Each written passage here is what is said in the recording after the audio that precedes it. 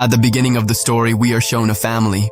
They are happily living their lives. But they had no idea that in just a few minutes, something so terrifying was about to happen to them that even thinking about it is frightening. While the husband and wife were engrossed in their conversation, they suddenly started hearing people screaming and shouting outside. When both of them stepped outside, they saw chaos among the people. Everyone was leaving their homes and running away, as if something big was about to happen. Jason and his wife saw that their neighbors were panicked and hurriedly vacating their houses. Jason asked a neighbor what the reason was, why they were all leaving their homes. But they were in such a hurry that they didn't answer Jason's question. At the same time, they saw that the neighbor's son was also packing his belongings. When Jason asked the boy where they were going, the boy replied that his father had a friend who was a government officer. He said that a very deadly virus has spread which turns a normal person into a monster. But just then, the boy's mother arrived and took him away from there. Jason asked her what virus the boy was talking about. To this, the boy's mother said that this is not the time to explain. Take your wife and daughter and get as far away from this city as you can. Hearing this, Jason and Beth became extremely frightened. After that, without thinking twice, Jason puts his family in the car and starts driving them out of the city. But on the way, they saw that the neighbors who were running away were now returning. Seeing this, they felt even more uneasy. A little further ahead, they get stuck in traffic. When Jason and his family got out of the car, they saw that the only road out of the city had been blocked by the police. Helicopters began patrolling the sky here and there. People were told that a deadly virus had spread in the city and that they should quickly return to their homes. Hearing this, Jason found it strange that if a virus had spread in the city, then instead of evacuating people, why were they being told to stay inside the city? Suddenly, a large rock from the nearby mountain fell onto their car. Seeing this, they became extremely frightened. The mountain began to shake, and just then, 2 military fighter jets emerged from behind the mountain and headed toward the city. Those 2 fighter jets started raining bombs all over the city. The entire city was reduced to ashes. Jason's wife Beth immediately realized that if they had listened to the police and returned home, their fate would have been much worse. After that, the fighter jets started moving toward the people on the road. Seeing this, panic spread among all the people. Now everyone understood that the government wanted to kill them. Everyone started running here and there to save their lives. But Jason and Beth realized that no matter where they ran, those fighter jets would not stop until they killed them. Just then, they turned around and saw a school on the hill, and thought that place would be better for survival. After that, Jason, along with Beth and Joey, started climbing the hill towards the school. Meanwhile, the people still on the bridge. Jets dropped bombs. The 3 of them ran quickly and reached the school, and luckily they found a tunnel there. Just seconds before the bomb exploded, they hurried into the tunnel. As soon as the bunker door closed, there was a loud explosion above. But fortunately, these people were in the bunker, were underneath, and their lives were saved. What surprised them was what kind of virus this was that made the government have to kill everyone in the city. They couldn't understand anything. They just knew that if they wanted to stay alive, they had to quietly spend their lives in the bunker. But what worried them was how long they would have to live here, and what they would do for food and drink to fill their stomachs. The good thing was that there was a lot of expired food stored there, which could last a long time for 3 people. Jason's wife, Beth, was extremely worried. She started worrying about her daughter Joey, thinking about what they would do if she fell ill, and her hand had also gotten hurt badly when they were closing the door, leaving a deep wound. Both of them were also anxious that this deadly virus might have attacked their bodies as well. But this was not the time to think about that. Now they had to make the bunker safe so that no one could open the bunker door from above. Jason firmly locked the bunker door with an iron chain and decided that they would now have to live their lives hiding here. But life underground was not easy. Every day was the same, muddy water to drink and eat, and in their free time, they played cards. They were completely cut off from the outside world. After staying here for many days, they had become extremely frustrated with the bunker. But what could they do? If they went above, they wouldn't survive. This life made Jason's family feel as if it was the end of the world. Joey asked her dad, "Dad, how long will we stay here?" Jason had no answer to this question. He just told his daughter, "We'll go outside only when the virus is gone." He covers his daughter's eyes with his fingers and makes her imagine the outside world. In this way, days passed and then months, and they didn't even realize that, waiting to go outside, they had spent more than 300 days in this bunker. Joey looks at the outside world through the periscope her mother made. All around there was nothing but scenes of devastation. It was as if the whole world had burned to ashes. There was no sign of any human being there. Seeing all this, the little girl started to feel that maybe they were the last people left in the world. Her mother reassured her, telling her not to think that way. She said maybe your friends are also hiding somewhere just like us. It was now night and it was time for dinner. They now had very little food left.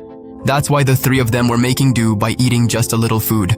But today, because Joe insisted, she was given a whole can to herself. When Joe opened the tin can, she saw that it was empty inside. There was a small hole on the back of the can. Maybe something had stolen the food from it. When Beth checked all the remaining cans, she found that a total of 12 cans were empty. Seeing this, they were extremely worried because that was 2 weeks' worth of their rations. Beth looked toward the ventilation grate and guessed that maybe a rat had come in and taken the food. Beth said that if it's a rat, we'll have to kill it soon, otherwise it will ruin all our food. Seeing his daughter's sad face, Jason reassured her not to worry about small things. Even if the food runs out, I'll go up and bring back some supplies. The next day, while Joe was playing with blocks with her mother, a faint sound came from behind. When Joe turned around, she saw that a rat had sneaked in again to steal some food. Before the rat could escape, Joe immediately called her parents. Today, they had to kill this rat at any cost. Jason, in anger, grabbed a knife and moved forward to cut it into pieces. But that little rat turned out to be very fast. Dodging Jason's attack, it escaped and also knocked over the red tin kept on the table. Just as it was about to enter its hole, Beth suddenly lunged and killed the rat. They were all celebrating having killed the rat. Meanwhile, the red tin falling over slowly started to spread the fire. Jason ran to turn off the lantern, but the lantern was very hot. As a result, Jason burned his hand, and when the glass of the red tin shattered, the whole table caught fire. Beth tore down the curtain and tried to put out the fire. Jason filled half a bucket of water from the tap and poured it on the fire. Somehow the two of them managed to put out the fire. But the danger was not over yet, in fact. Now things were about to get even more difficult for them because although they had put out the fire, the smoke from the fire had filled the entire bunker, and that smoke was slowly escaping upwards through the ventilation grill. Seeing this, they all panicked because the smoke was revealing their location. Now everyone was sitting there holding their breath.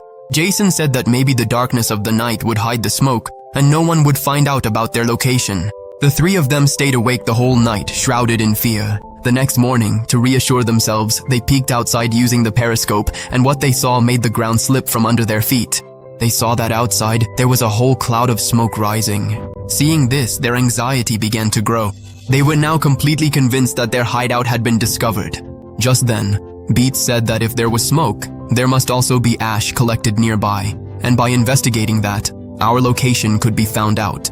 So now we have to clean up the ash. After that, the husband and wife decided to go outside and clean up. Before leaving, Jason told his daughter Jo, "Promise me that no matter what you hear from outside or whatever happens, you must not come out." After making his daughter promise, he unlocked the door's chain, listened carefully to the sounds outside, and when he was sure that no one was out there, then both of them opened the bunker door together and went outside. Now their daughter was left alone inside. She was waiting for her parents. But even after waiting for a long time, when her parents did not return, she climbed onto a stool and started looking at the situation outside through the binoculars. Soon, she saw her parents trying to hide the bunker door. But just then, Jo saw something that made her breath catch in her throat. She saw that in the distant forest, a dark shadow was rapidly moving towards them. The girl shouted loudly, telling her father to look behind him, but the distance was too great. Her parents couldn't hear her at all. In her panic, the girl forgot her fear and climbed up the ladder, coming out of the bunker. As soon as she came out, she realized that her parents were no longer there. In her anxiety, the girl began calling out loudly for her parents when suddenly someone grabbed her mouth from behind. It was none other than her mother. A few seconds later, a herd of wild deer rushed past that spot. Although all three of them narrowly escaped, their fear of the forest only grew stronger. The way those deer were running, it was surely an attempt to escape from something dangerous. Everyone sensed the danger and quickly ran back towards the bunker and rushed inside. Jason shut the bunker door with wooden planks and secured it tightly with an iron chain, telling everyone to stay completely silent. Just then, they heard the faint sound of footsteps above. It felt as if someone was approaching the bunker door. For several minutes, it kept wandering back and forth above the bunker. The three of them slowly moved away from the bunker door and headed further inside, and perhaps whoever was above still hadn't realized that there was someone in the bunker below. Out of fear, she began to cry.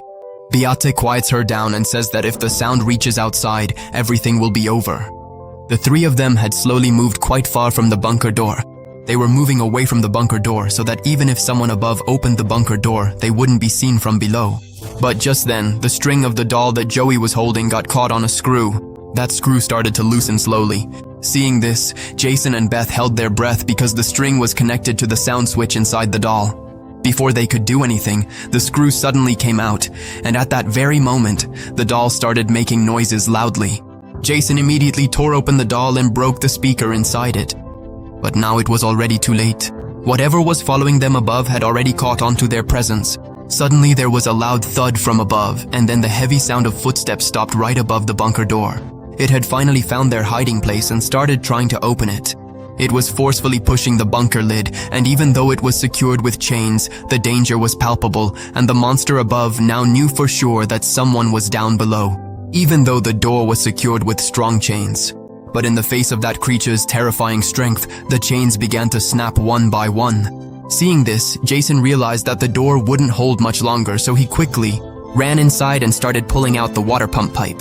Here, Beth also showed courage, and climbing onto the stairs tried to keep the door shut by pulling the chain and using her body weight. But even then, the iron lid slowly began to open. Just then, a dark shadow appeared above the door, its eyes shining like light bulbs. It was as if death itself was watching the three of them from above. Without thinking, Jason attacked it with a pipe, causing it to fall back. Jason quickly wedged the pipe into the door, securing the door shut, and that thing ran away from there.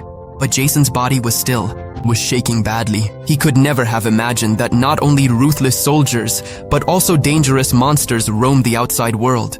The whole family sat down dejectedly near the stairs because now their hiding place had been exposed. Now they could be attacked at any moment, and they had already realized that this time only one had come. But the next time they come, there will be many more of them, and we won't be able to do anything against them. After a while, the wardrobe suddenly started shaking. Jason and the others understood that it had called its companions as well. From above, the sound of hurried footsteps could be heard, as if thousands of creatures were running over their heads. Then, all of them gathered at the bunker door.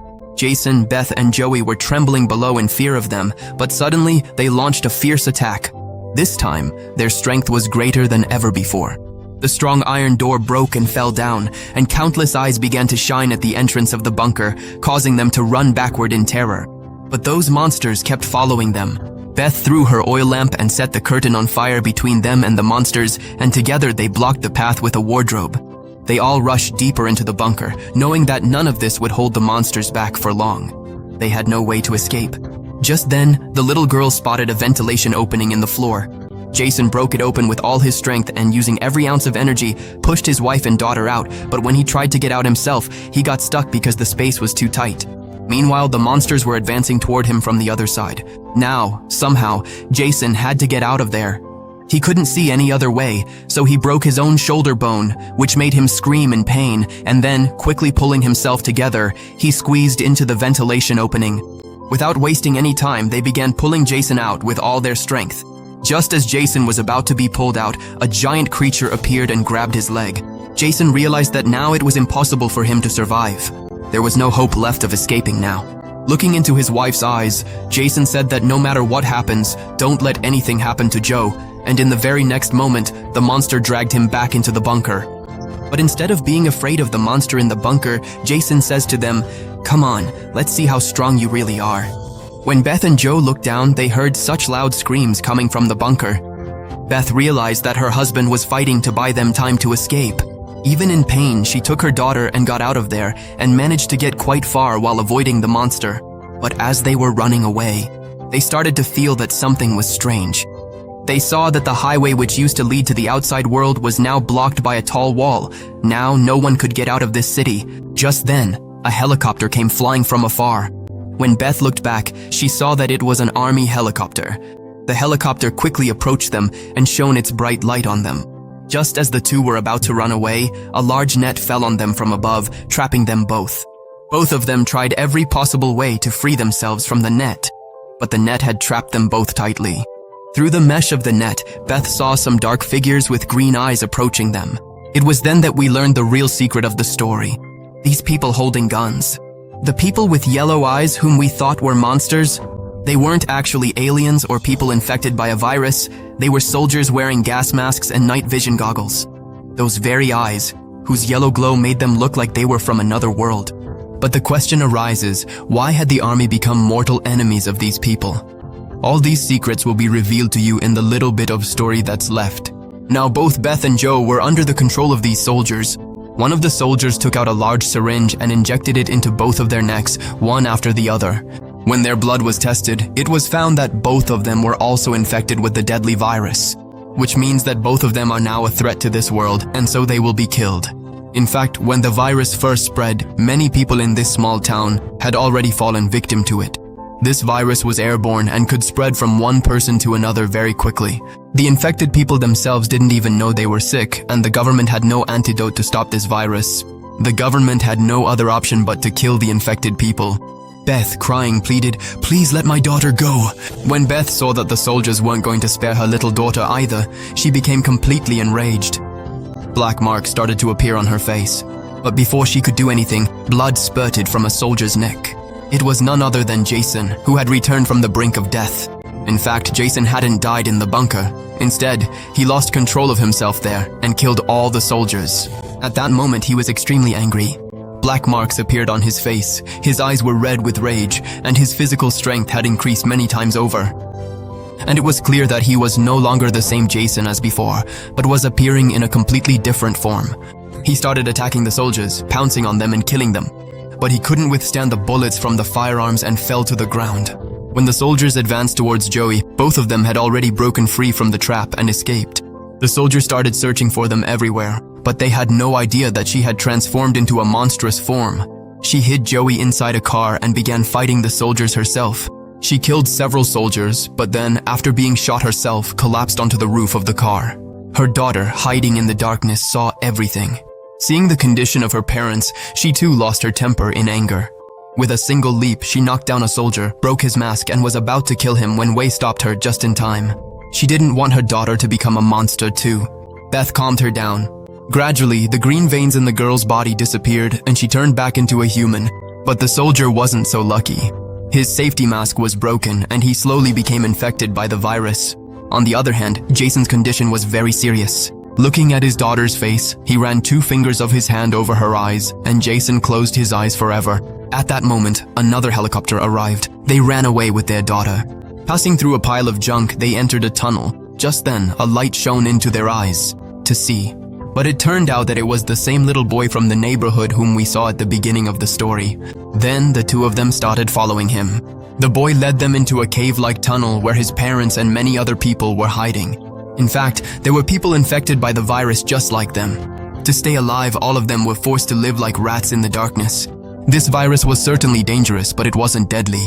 The virus would affect an infected person's body more when they got scared or couldn't control their anger. But in reality, those people had learned to control themselves. They thought of the city's soldiers as monsters, but in reality, they themselves were the monsters. And with that, this story comes to an end. If you enjoyed the video, please subscribe to our channel and don't forget to like the video.